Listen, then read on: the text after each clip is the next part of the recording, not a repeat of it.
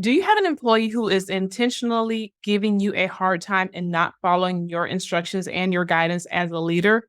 If so, in today's video, we're going to talk about how to address insubordinate employees. Hi, if you don't know me, I'm Barika from Simply Unique Coaching, and I have been leading for over 15 years. I've led more than 18 teams. And in today's video, we're going to talk about how to address insubordinate employees. And I have had my share of employees who will test the waters sometimes. Insubordination is just something I will not tolerate.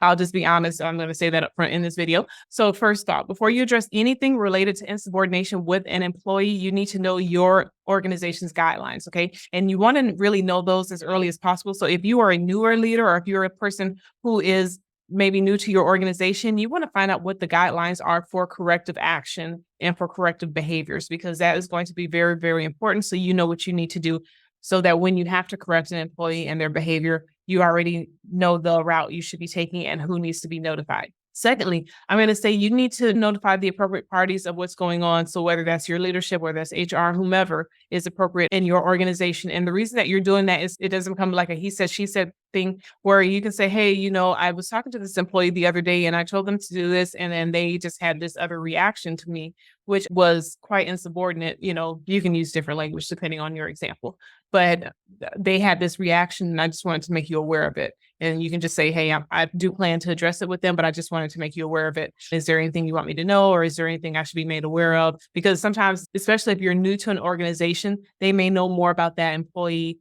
They may say, oh yeah, this employee just had somebody in their family pass away. So maybe this is a reaction. They typically aren't like this. And so you can kind of know what to do. So anyway, you want to know what the organization's guidelines are, and you want to make sure that you CYB cover your butt so that it's not a surprise to your leadership or to HR that there's a problem with this employee. Also, before you have a conversation with them, like as soon as the situation occurs, you want to document that, whether it's you write it down or you just, make a note for yourself on your computer or whatnot, but make sure you document it. Make sure you document the date, the time that it occurred, and what exactly occurred, okay? You want to make sure you do that while it is fresh in your brain because you don't want to forget any of the details that need to be remembered or any of the details that may need to come up later. If you're talking to HR and HR says, well, the employee's saying this is the first time you've addressed it with them and you're like, no. This happened on this day and I spoke to them about it this day, and this happened on this other day and I spoke to them. So you want to have your paper trail, as we call it. Also, you want to bring it to the employee's attention. So you're not having conversations behind their back. What you're doing is making sure that you're in alignment with your organization so that when you have the conversation with your employee, that you're able to address it. Make sure you stay focused on what the actual behavior is. Make sure you address it the way that it needs to be addressed. Now, some people will test the water. They will do things just to see how you're going to respond. So it's got to be really important. You don't raise your voice. You don't elevate your voice. You don't let them get you in your feelings. You may be upset, but don't respond out of being upset. Respond out of saying, I am in charge of this team and there are certain things that are acceptable and unacceptable. So make sure that you're in check and in control of your emotions at all times. Because if you get out of control and let's say they go to HR on you and you got out of control in your emotions, now you might be the one getting in trouble, okay? So make sure that you are able to handle your emotions. And I know sometimes I've done things just as nonverbals. So like you see me setting up, right? This is sometimes the setup when someone says something to me. I almost want to say when they say something crazy to me. The time, and does this happen frequently? No, but I've been leading enough and worked with enough people that it's happened a couple of times, where people just test the waters. Most of the time I find that it's them testing the waters to see if they can get away with stuff or if they can run over me. And it's like, no. This is not what this is about. That is not what's going to happen here. That's not what's going to happen on this team. You're not the boss of the team. I am the leader of the team, but you definitely are not the boss of the team. So let's be very, very clear on that. And do I need to be disrespectful? Absolutely not. Do I need to raise my voice? Absolutely not. To get my point across. Sometimes I'll do something just as a nonverbal. That might be my first response. So they may say something to me and I just may go and just look at them.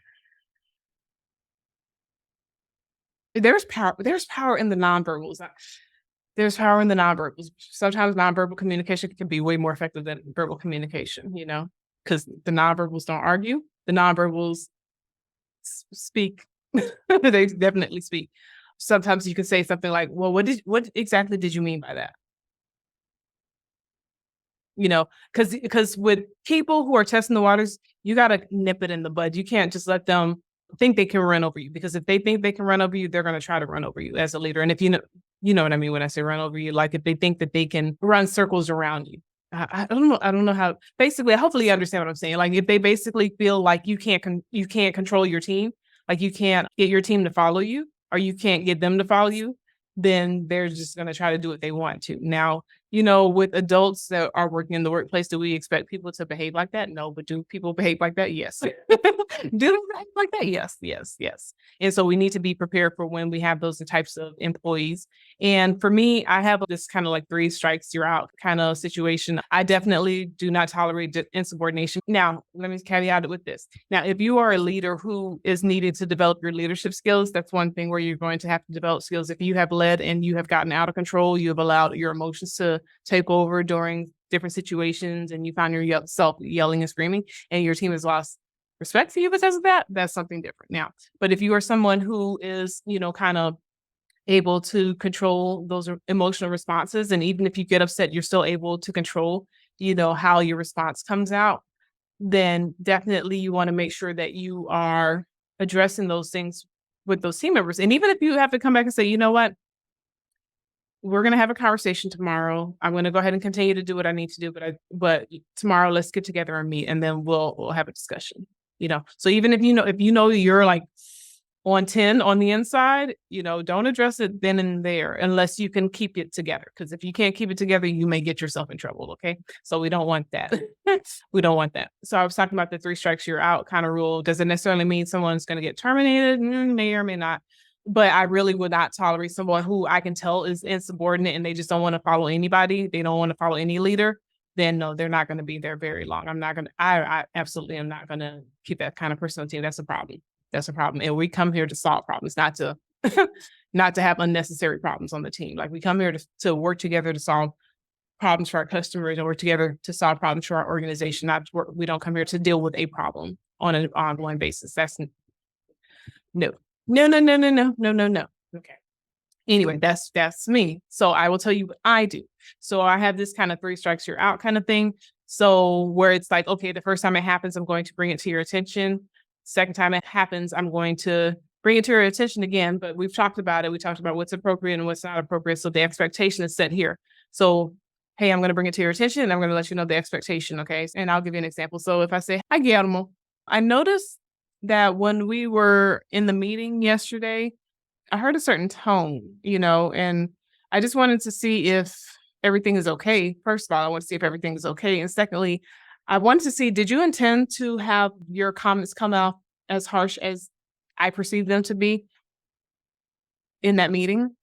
Because it came off quite harsh. And help me understand what's going on. Help me to understand, things from your perspective, because I want to hear their perspective, right? Because sometimes people are just flat out unaware. Now that's something different, but then there are some issues where people are very intentional. So if they're flat out unaware, then I'm going to help them to become more aware. And that's why you want to kind of give them an opportunity. As long as it's not something super, super blatantly disrespectful, like they're putting hands on people or they're using language that's really inappropriate for the workplace towards the leader. First of all, we're going to see, like, was it intentional? And are you aware?